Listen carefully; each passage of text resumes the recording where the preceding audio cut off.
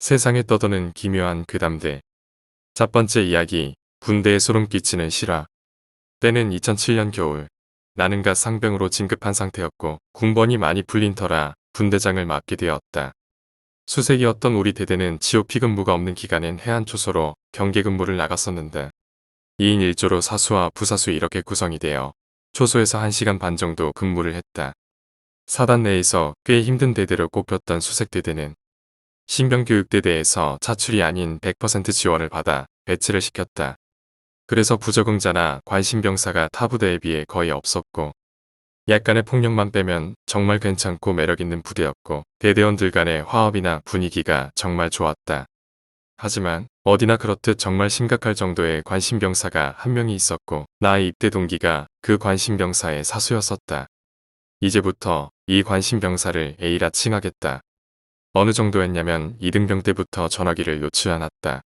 공중전화로 전화를 하면 1시간이 넘도록 끊지를 않았고 화장실에서 이를 보면서 담배도 피우는 A중대 중대장이 2등병들에게 폭언 욕설과 폭력을 저지르면 이유를 불문하고 무조건 그 선임에게 징계 또는 영창을 보내는 식의 강력한 조치를 취했기 때문에 더 심각해진 경향이 크다. 문제는 A가 군대에 입대하기 전 사회에서 많은 잘못과 문제를 일으켜 이를 도피하기 위해 군대에 입대한 것이라는 소문이 돌았는데 전화 내용을 얼핏 들은 병사들이 A가 방화 사건에 휘말렸다거나 성폭행, 절도 같은 것들에 연관이 되어 있다는 소문도 돌게 되었다. 솔직히 말하자면 나는 내 중대도 아니었을 뿐더러 입대 동기의 부사수이긴 하지만 쓰레기라 판단이 되었기 때문에 그냥 무시하면서 살았고 A 때문에 여기저기가 혼나고 나에게와 시발시발거리는 동기를 토닥이는 정도였지 A에 대해서 깊이 알려고 하지는 않았다. 잠시 동기를 소개하자면 연세대학교 체육교육학과를 다니다가 군대에 입대하였고 ROTC로 입대를 하려다가 집안의 만류로 그렇게 하지 못한 케이스였고 본인의 꿈이 원래 군인이었더라 마인드도 괜찮았고 피지컬도 너무 좋은 그야말로 A급 병사였다. 본론으로 돌아와 처음에 말한 사건에 대해 본격적으로 이어나가도록 하겠다. 아직도 잊혀지지 않는 2007년 12월 23일 3시 37분. 나는 그 당시 당직병으로 근무하고 있었다. 지휘통제실에서 당직사령과 부사관이 한창 졸고 있고 나는 몰래 TV를 시청 중이었다. 너무도 조용한 그때 탕 하는 소리가 멀리서 들려왔고 졸고 있던 부사관은 놀래서 눈을 뜨더니 야 이거 총소리 아냐? 라며 나에게 물었고 알아보겠습니다. 라고 대답 후 근처 초소에 무슨 일이 난 건지 혹시 오발 사건인지 아님 실제 상황인지 확인 후 보고하라고 통보를 하던 중 또다시 탕, 탕, 탕 하는 격발 소리가 울렸다. 각 총성 사이의 시간은 5초에서 10초 정도로 불규칙했다. 어느새 자고 있던 당직 사령도 일어나 당직 부사관에게 보고를 받고 심각한 표정으로 한 발도 아니고 네 발이면 오발 사건은 아니니 빨리 나와 당직 부사관이 직접 가서 확인하고 오라는 지시를 받았고 즉시 실탄이 장전된 개인 화기를 가지고 금방 초소화 무전을 하며 사건 현장으로 나갔다. 대략 무전 내용은 이러했다. 7-5 초소에서 소리가 난 것이 확실하고 지금 그 초소에는 무전을 받지 않는다. 7-4 초소와 7-6 초소에서 확인하러 가는 중이고 첫 발은 실탄 격발 소리이고 나머지 세 발은 공포탄 소리 같다라는 무전이 왔다. 두 번째 받은 무전은 해수욕장 취객이 군사지역으로 무단 출입하여 난동을 부리다가 실탄은 모발로 격발된 것이고 나머지 공포탄으로 위협사격을 가했을 가능성이 크다는 것이었다. 그렇게 위안을 삼으며 발걸음을 옮기던 중 절망적인 무전 한 통이 7-6 초소 근무자로부터 전해져 왔다. 실제 상황입니다. 빨리 오셔야 할 것 같습니다. 사망사건입니다. 빨리 오셔야 합니다. 무전은 침착했지만 사망사건이라고 했다. 7-5 초소 근무자가 누구인지 기억을 더듬었지만 기억은 나지 않았다. 7-5 초소로 도착했을 때 순간 여태껏 살면서 처음 보는 잔인한 장면을 보았고 이루 말할 수 없는 슬픔과 공포, 화가 동시에 밀려왔다. 정말 처음 겪는 기분이었다. 내 동기가 목이 거의 몸에서 분리가 되어 달랑달랑 매달려 있는 상태로 죽어 있었다. 그렇게 많은 피와 냄새도 처음이었다. 초소 한 사방에 피가 튀어 흐르고 있었고 지옥이 있다면 여기가 지옥이구나 하는 생각도 들었다. A는 그 옆에 쓰러져 있었다. 입에서 엄청난 피가 흐르고 있었지만 숨은 쉬고 있었다. 당직 부사관은 바로 당직 사령에게 전화를 했고 부상을 입은 A병사를 제외하고 아무것도 만지지도 건드리지도 말라는 지시와 함께 10분 후에 사단위 무대에서 구급차가 왔고 뒤이어 헌병대와 중대장, 대대장이 도착했고 나는 현장에서 헌병수사대와 잠깐의 조사와 진술을 마치고 당직 부사관과 함께 복귀를 하였다. 너 동기 아니냐? 시바 이게 뭔 일이다. 당직 부사관은 줄담배를 피우며 나에게 말을 건넸지만 네. 라는 짧은 대답을 뒤로 한 채 솔직히 동기가 죽어서 슬픈 기분보다 그 끔찍한 광경과 사건이 믿겨지지가 않아 멍해져 있기만 했다. 몇 시간이 흐르고 당직 사령과 중대장, 대대장이 헌병대장과 복귀했고 그날 아침 사단장까지 지통실로 와서 회의를 했다. 사병이었던 나는 그 회의 참석하지 않고 밖에서 기다리고 있었고 이후 결론을 당직 부사관을 통해 들을 수 있었다. 자살 미수 동기는 그 자리에서 사망하였고 A는 공포탄으로 인한 구강 내 화상 및 찰과상이 전부였다. 처음 격발 소리는 실탄이 맞고 그걸 동기가 자신의 목을 향해 격발한 것이었다. 평소 관심 병사였던 A에게는 실탄 지급을 하지 않고 공포탄만 지급하여 본인이 자살 시도를 하려다가 죽지 않자 양거푸 총구를 입에 문체 공포탄을 격발했다라는 것이다. 이는 현재 부상 중인 A의 진술을 토대로 한 것이며 총기에서는 장갑을 착용했기에 맨 처음 총기를 지급한 당직 부사관 지문 외에 어떠한 지문도 나오지 않았고 그때 당시 목격자도 전무했기에 조금 더 조사를 해봐야 하겠지만 90은 자살 사건으로 단정을 지은 듯 하였다. 정말 말도 안 되는 결론이었다. 자살. 내 동기는 정말 그런 일을 할 사람이 아니고 그늘도 오후에 여자친구와 가족에게 곧 휴가를 나가니 기다리라는 전화를 했던 것도 알고 있다. 그런데 자살이라니 정말 말도 안 되는 소리를 듣고 격분하여 당직 부사관에게 따졌다. 사단에서도 문제를 크게 만들지 않으려고 하는 것 같다. 알잖아 사단장님 조금 있으면 진급심사다. 뭔지 알지? 개인의 진급 때문에 멀쩡했던 사람을 자살로. 그것도 관심병사의 진술 하나만으로. 그렇게 쉽게 내릴 수 있는 결론인 건가? 라는 생각이 머리에서 떠나질 않았고 그때 처음으로 군대에 와서 펑펑 울었던 기억이 있다. 하지만 사건 발생 후 16시간이 지나 새로운 국면을 맞이하게 되었다.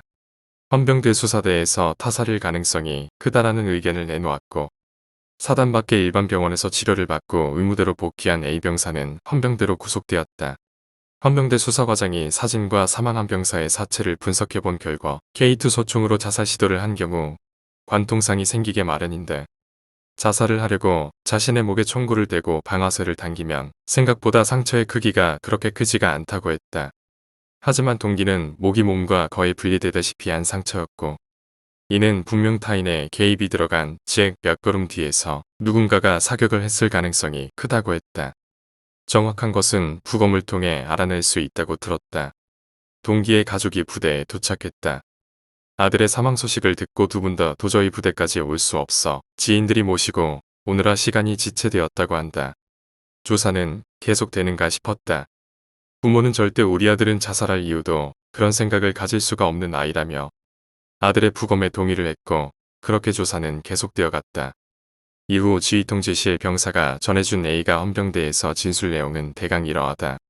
1. 평소에도 자신에게 죽고 싶다는 말을 계속했었고 본인 A도 군생활이 너무 싫었고 힘들어서 종종 자살에 대한 생각을 한 적이 있다. 이 예전도 마찬가지로 근무를 나갈 때마다 이 방아쇠만 나에게 당기면 모든 것이 편해질 거라고 말을 했었다. 3. 사건 당일 자신이 먼저 보여줄 테니 너도 그대로 따라하라며 자신의 목을 향해 방아쇠를 지체 없이 당겼다. 4. 동기가 죽은 것을 확인한 A는 자신이 만약 여기서 멀쩡히 있는다면 살인자가 될 것이 뻔하기 때문에 총구를 입에 물고 방아쇠를 당겼다. 5. 첫 번째 격발 후 공포탄인 것을 인지, 하지만 너무나 극심한 고통에 정신이 없어서 두 번째 격발, 그리고 죽지 않은 것을 확인하고 세 번째 격발 후 기절. 상병님 솔직히 이건 말도 안 되는 겁니다. 동기 상병 절대 그럴 사람 아니라는 거 저도 알고 있습니다. 지휘통제실 병사가 나에게 말해준 것은 정말이지 너무도 말이 안 되는 소설이었다. 하지만 A의 진술이 정말 맞을 수도 있지 않을까 하는 생각도 들었다. 그 이유는 분위기였다. 그날 이후 전투훈련은 하지 않고 각자 생활관 및 강당에 모여 자살 예방 교육을 했다. 사단의 정훈정교, 외부 강사 등이 하루가 멀다 하고 교육을 했고 경기 근무를 서는 병사들에겐 일체 실탄 지급을 불허하였다.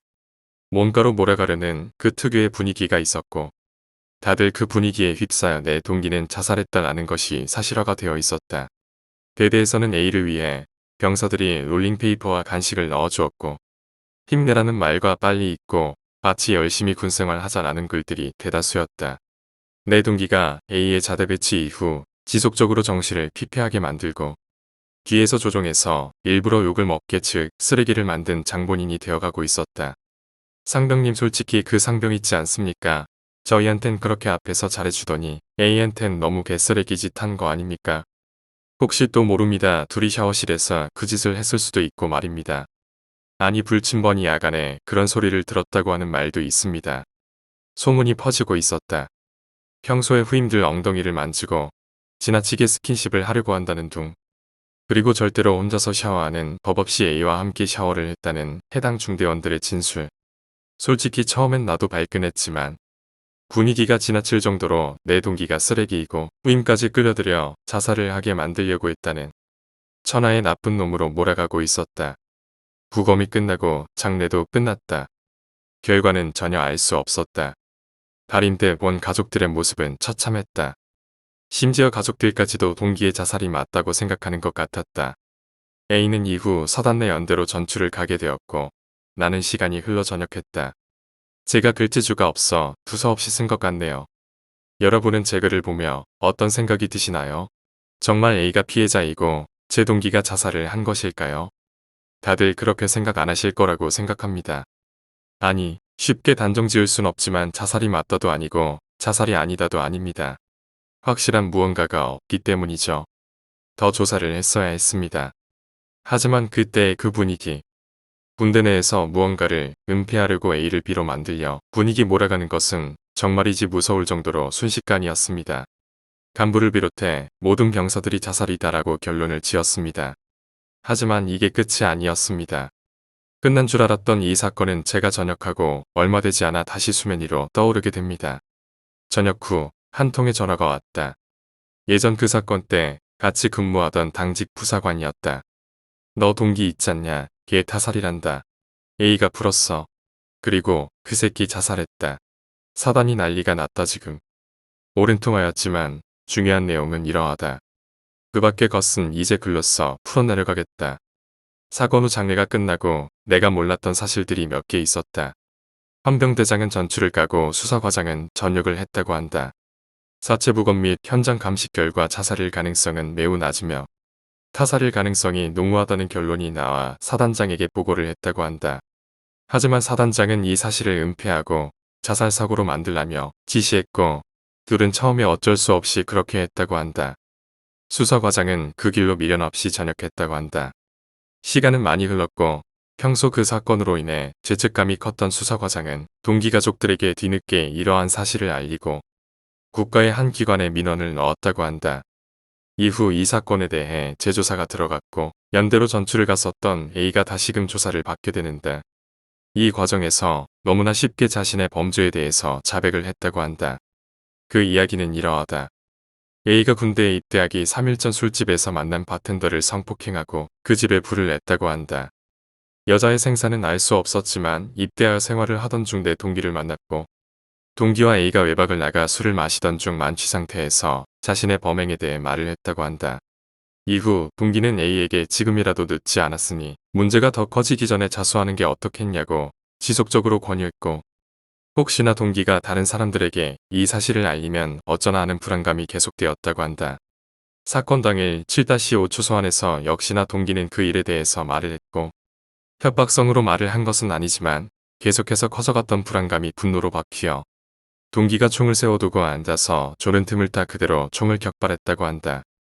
이후 사건을 거짓으로 꾸미기 위해 자신의 총으로 그것이 공포탄인 것을 알고 입에 격발했고 그 고통과 충격 때문에 기절을 했다라고 한다. 물론 자신의 입에 공포탄을 쏘기 전에 내 동기가 자살을 한 것처럼 총의 각도나 이런 것을 예전에 보았던 TV 프로그램을 상기하며 꾸며놨다고도 했다. 헌병대에서 위와 같은 진술을 마친 A는 구치소에 수감되어 비닐봉지를 엮고 목을 매 자살했다. 내 동기의 억울함은 풀어졌다. 하지만 너무도 허무했다. 그때 당시 그 분위기에 휩쓸려 자살이라고 생각했던 수십 몇 수백 명의 병사가 이 사실을 알까? 그들의 기억 속에 내 동기는 그저 파렴치한 쓰레기로 인식이 되어 있을 텐데 말이다. 나도 그러했지만 이 글을 보며 모든 사람이 느꼈겠지만 그렇게 쉽게 자살로 몰아갈 사건은 아니었다. 하지만 단체가 우두머리의 이익을 위해 마음먹고 사건을 조작하는 게 가능하다라는 것을 직접 느낀 나로서는 정말 무서운 경험이었고 그 사건 자체로도 쉽게 잊혀지지 않는 정말 무서운 경험이었다. 요즘 나라가 많이 시끄럽다. 각종 비리들이 판을 치고 그것들이 하나하나 밝혀지고는 있지만 글쎄 뭔가 속 시원하게 해결되는 것 같지는 않고 무언가 더 복잡해져만 가는 것 같다. 혹시 나도 아니면 글을 읽고 있는 여러분도 객관적이지 못한 누군가가 주도하는 분위기에 휩쓸리는 건 아닌가 하는 생각을 한 번쯤은 해봐야 할 것 같다. 또 그 일을 해야 할 중요한 9명의 그들이 자신들을 억압하는 분위기에 휩쓸리지 말고 사실을 있는 그대로 객관적인 판단을 통해 진행해 주길 바라는 마음도 있다. 두 번째 이야기, 빡빡산. 제가 중학교 때 일이니 90년대 후반이겠군요. 당시 저는 의정부의 가능동에 살았습니다. 평안운수라는 버스회사 뒤쪽에 살았는데 삼촌댁도 그 근처여서 주말이면 초등학생이던 사촌동생과 어울려 놀았습니다. 외삼촌댁에는 조그만 뒷산이 있었는데 사실 산이라기보단 돌, 모래 자풀들 그리고 나무 몇 그루로 된 조그만 언덕이었습니다. 우리는 그곳을 빡빡산이라고 부르며 메뚜기, 잠자리도 잡고 모래썰매도 타며 오랜 시간을 보냈습니다. 일종의 자연 놀이터인 셈이었죠. 빡빡산을 기준으로 오른편엔 삼촌댁에 있는 주거지역이 있었고 왼편은 숲이 우거진 산이었습니다. 그리고 숲이 우거진 산과 빡빡산 사이에는 동네 주민들이 갖고 놓은 텃밭들이 크게 있었습니다. 친구들과 사슴벌레 잡으러 갈 때면 텃밭을 5분 정도 가로질러 숲까지 걸어가곤 했습니다. 하지만 아이들이 그렇죠.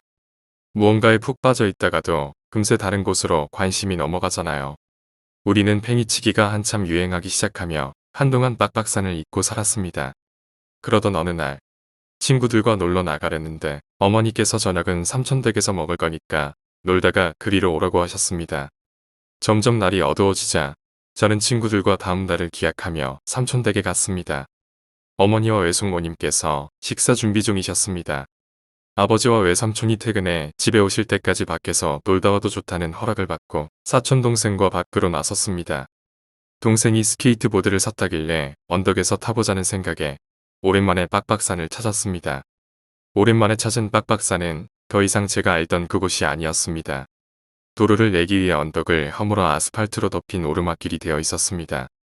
언덕 중간까지 아스팔트가 깔려 있었고 언덕 위에서 보니 길 나머지는 숲이 우거진 산을 왼쪽으로 감싸듯 비포장으로 이어져 있었습니다. 저는 놀이터가 사라진 것보다 스케이트보드를 더 재밌게 탈 수 있겠다는 생각에 들떠 있었습니다. 아스팔트 길까지 올라간 저희는 보드 위에 앉아서 내리막을 내려가는 시시한 놀이로 시간을 보내고 있었습니다. 구르스름하게 해가 지고 있던 그때 날도 어둑해지고 생각보다 아픈 엉덩이에 동생과 두어 번만 더 타고 집에 가자는 얘기를 하며 다시 언덕길을 올라갔습니다. 우리가 서 있는 곳을 기준으로 앞은 정돈된 포장도로, 뒤는 몇 걸음 앞도 보이지 않는 비포장도로가 펼쳐져 있었죠. 일은 여기서 일어났습니다. 포장도로로 스케이트보드 타고 내려가는 중간에 앞을 보니 하얀색 옷을 입은 누군가가 우리가 올라왔던 언덕길을 올라오는 게 보였습니다. 우리는 그 누군가를 스쳐 지나갔고 내리막 막바지에 멈춰 섰습니다. 사촌동생은 또 타자며 언덕으로 다시 뛰어 올랐고 저도 보드를 들고 동생을 따라갔습니다. 올라가면서 중간에 스쳐 지나간 사람이 보였습니다. 하얀색 블라우스에 하얀색 긴 치마가 땅에 닿을 듯 말 듯 고개를 푹 숙여 흩내려진 긴 머리 때문에 얼굴은 보이지 않았으나 아줌마나 할머니가 아닌 누나의 느낌이 나는 사람이었습니다. 하얀 옷은 저물어가는 해 때문인지 푸르스름한 빛이 나는 것처럼 새했습니다. 그 누나는 터벅터벅 언덕길을 올라가고 있었습니다. 전 그 누나를 지나 언덕에서 사촌동생과 다시 보드에 앉았습니다. 저 누나 뭐지? 몰라. 형, 얼른 출발하자. 우리는 또 그 하얀 누나를 스쳐 지나갔고 내리막 끝에서 동생은 마지막으로 한 번만 더 타자고 졸랐습니다. 언덕길을 다시 올라가는 중에 다시 옆을 지나갔지만 그 하얀 옷을 입은 누나는 아까처럼 고개를 숙이고 언덕길을 천천히 올라가고 있었습니다. 사촌동생도 뭔가 부자연스러움을 느꼈는지 형, 진짜 이거만 타고 얼른 집에 가자 라고 하더군요. 다시금 언덕길을 내려가는데 이런 생각이 들었습니다. 언덕 오르막길 끝에는 아무것도 없고 숲으로 가는 것 같은데 저기 갈 이유가 없을 텐데 쭈뼛쭈뼛 온몸에 털이 곤두서는 느낌을 받아 언덕 중간에서 보드를 멈추고 언덕 오르막길을 올려다봤습니다. 그 언덕길에 하얀 옷을 입은 누나는 없었습니다. 우린 누가 시키지도 않았는데 왼쪽을 돌아보았습니다. 텃밭 너머 숲풀 사이 중간 나무에 그 누나가 두 손을 나무에 기댄 채 고개만 오른쪽으로 돌려 우리를 보고 있었습니다. 아니, 정확히 말하면 우리를 보고 있는 것 같았습니다. 텃밭의 거리가 멀어 이목구비가 잘 보이지 않았는데도 시선이 느껴졌으니까요.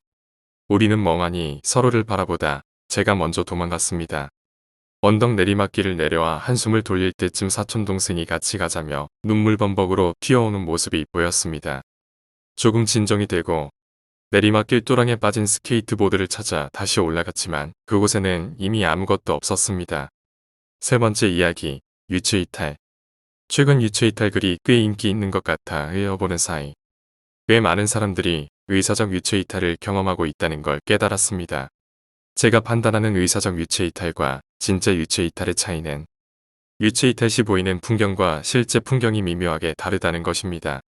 저도 몇 년 전 처음으로 유체이탈을 경험했었습니다. 하지만 그때는 방의 풍경이 현실과는 꽤 달랐습니다. 꽃병에 꽂아둔 적도 없는 꽃이 꽂혀 있다던가. 이건 꿈이라고 생각해 저는 아파트 베란다에서 뛰어내려봤습니다. 이전부터 저는 수면 마비에 관해 지식이 좀 있었고 유체이탈의 대부분이 수면 마비 상태라는 걸 알고 있었으니까요. 대개 그때 보이는 광경은 기억을 기반으로 뇌가 만들어낸 환상 같은 것입니다. 하늘을 날거나 우주에게 지구를 내려다보는 등 TV에서 보는 영상 같은 걸 끌어온 거죠. 그렇기에 아파트 베란다에서 뛰어내린 경험이 없는 내가 그걸 시도하면 어떻게 될지 시험해 본 것입니다. 결과적으로 낙하 도중 보이는 광경은 아무것도 없었습니다.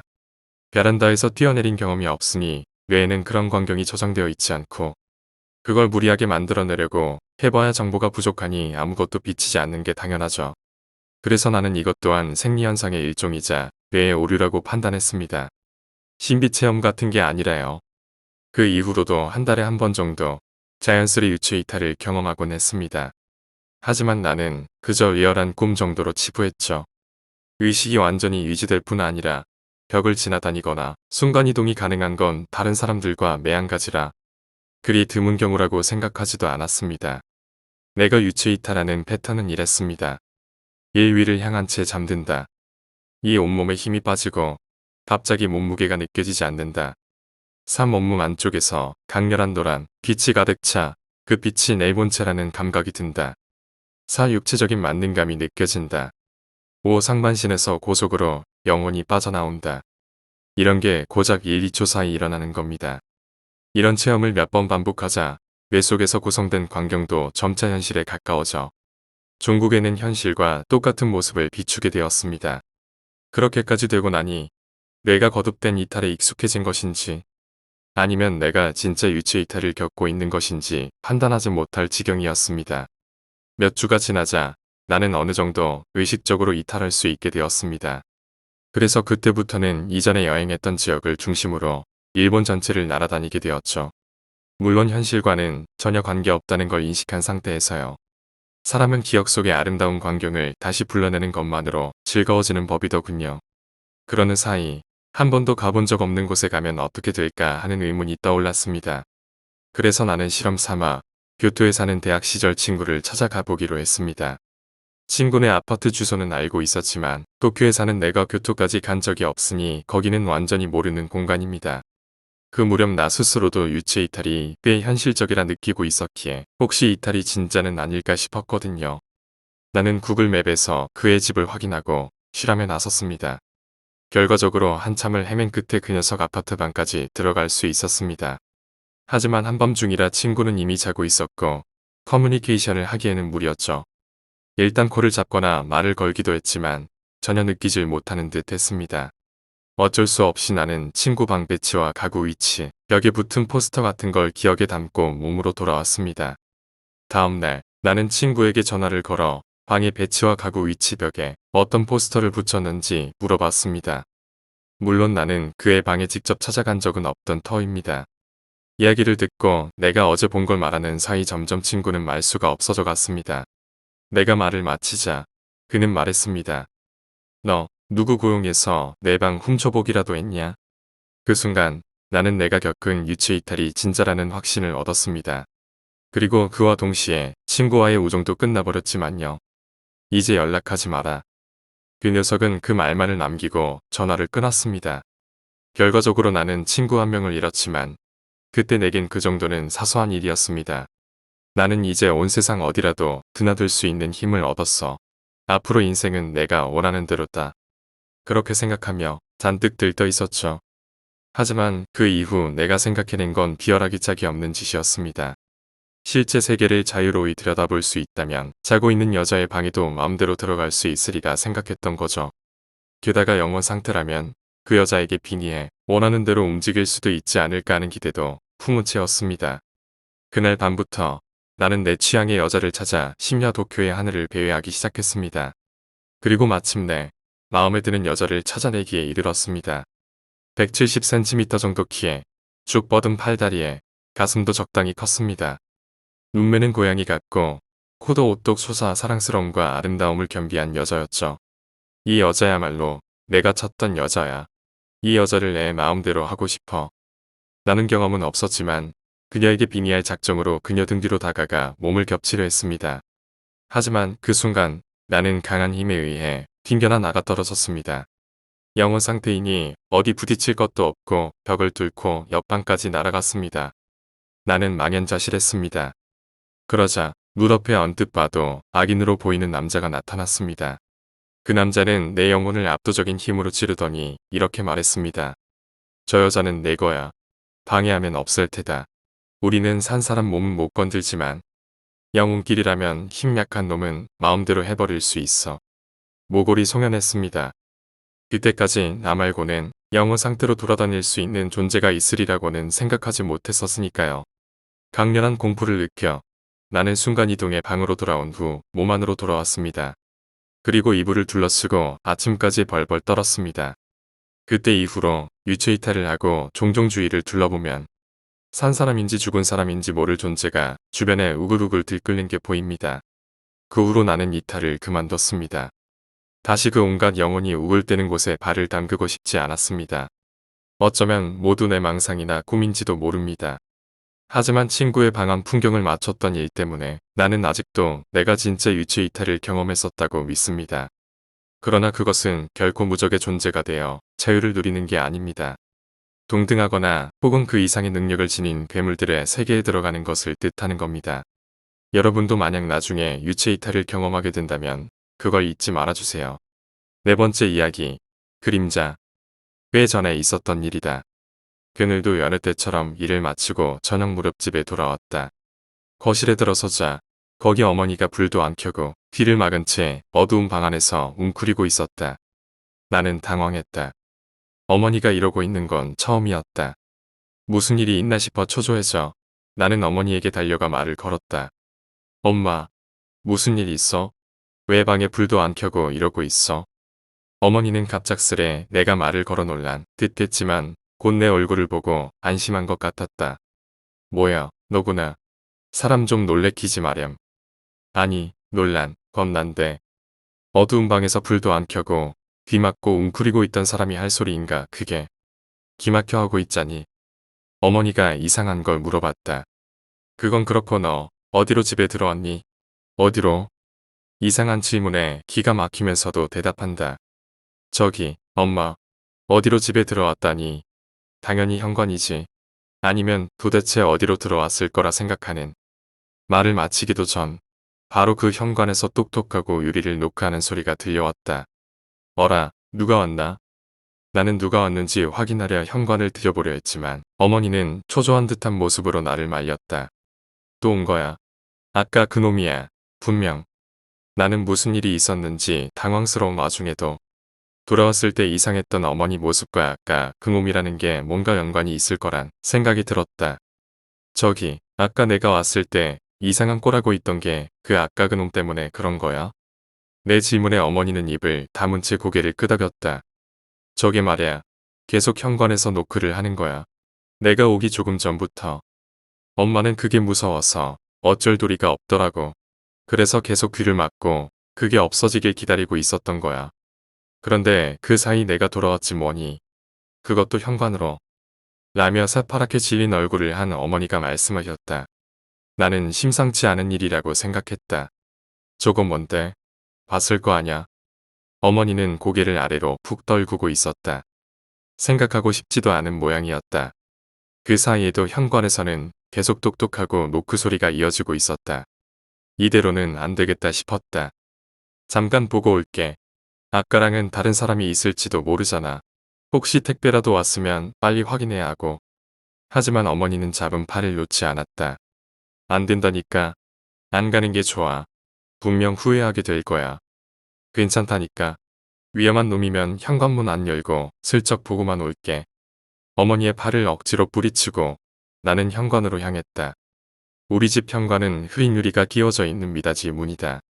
현관을 열지 않아도 밖에 어떤 놈이 있는지는 대충 눈에 들어오기 마련이다. 나는 현관까지가 그 노크하는 놈이 어떤지 살폈다. 아마 어머니도 손님이 왔나 싶어 현관까지 왔다 이걸 봤었겠지. 현관에 서 있는 빨간 사람 그림자를 처음 봤을 때는 그렇게 이상하다는 생각은 들지 않았다. 그도 그럴 것이 단순한 사람 그림자였으니까. 키는 아마 초등학생 정도였던 것 같다. 팔 같다는 걸 빼면 말이지. 그래서 나는 단순히 손님인가 싶어 현관을 열려 유리 바로 앞까지 다가갔다. 그 순간 노크하는 손이 유리 너머로 뚝뚝히 보였다. 새빨간 사람 손이 정말로 새빨겠다. 빨간 장갑 같은 게 아니라 새빨간 맨손이었다. 그 순간 아 이건 인간이 아니구나 하고 느꼈다. 하지만 그걸 깨달았을 때는 이미 늦은 터였다.